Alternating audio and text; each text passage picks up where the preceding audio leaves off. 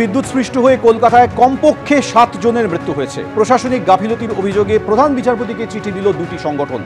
প্রধান বিচারপতির দপ্তরে চিঠি দিয়েছে এই দুটি সংগঠন।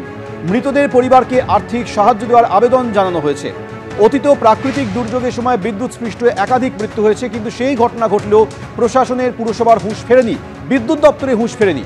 এই অভিযোগ জানিয়ে প্রধান বিচারপতিকে চিঠি দেওয়া হয়েছে। শতপ্রণোদিত মামলা গ্রহণের আবেদন জানানো হয়েছে এই দুটি সংগঠনের তরফে। কলকাতায় অন্তত 7 জনের মৃত্যু হয়েছে, আর প্রশাসনিক গাফিলতির অভিযোগে বিচারপতিকে চিঠি দিয়েছে দুটি সংগঠনের। কমপক্ষে 7 জনের মৃত্যু হয়েছে। কিছুক্ষণ আগেই পাওয়া খবর অনুযায়ী মোট 8 জনের মৃত্যু হয়েছে। গোটা রাজ্যে এখনো পর্যন্ত 10 জনের মৃত্যু হয়েছে। কলকাতায় 8 জনের মৃত্যু হয়েছে। প্রশাসনিক গাফিলতির অভিযোগে প্রধান বিচারপতিকে চিঠি দিয়েছে দুটি সংগঠন। প্রধান বিচারপতির দপ্তরে এই দুটি সংগঠনের তরফে চিঠি দিয়ে একাধিক অভিযোগ করা হয়েছে। মৃতদের পরিবারকে আর্থিক সাহায্য দেওয়ার আবেদন জানানো হয়েছে চিঠিতে।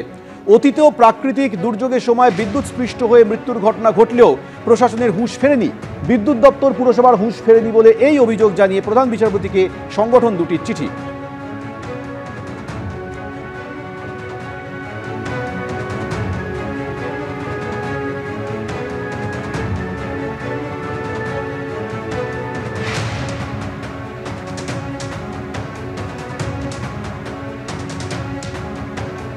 আমাদের সঙ্গে এই মুহূর্তে রয়েছে আমাদের প্রতিনিধি সৌভিক মজুমদার। সৌভিক, যে দুটি সংগঠন প্রধান বিচারপতিকে চিঠি দিয়েছে, এই চিঠিতে তারা কি কি অভিযোগ করেছে? দেখো, মূলত তারা এই চিঠিতে দাবি করছেন যে এই প্রাকৃতিক দুর্যোগের কারণে ইতিমধ্যেই কমপক্ষে 7 জনের মৃত্যু হয়েছে। অতএব অবিলম্বে এই 7 জনের পরিবারকে আর্থিক সাহায্য দেওয়ার বন্দোবস্ত করা হোক।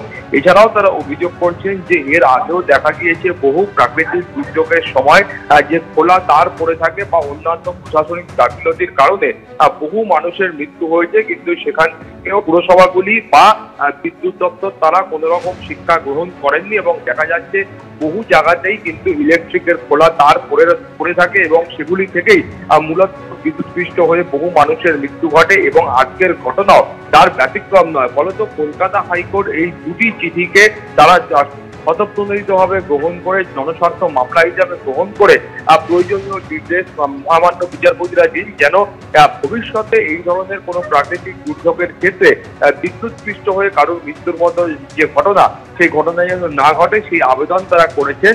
ফলে প্রধান বিচারপতির দপ্তরে এই চিঠি জমা দেওয়া হয়েছে। এখন মাননীয় প্রধান বিচারপতি তিনি গোটা বিষয়টা খতিয়ে দেখে তারপরে প্রয়োজনীয় পদক্ষেপ গ্রহণ করবেন। সৌভিক, ধন্যবাদ।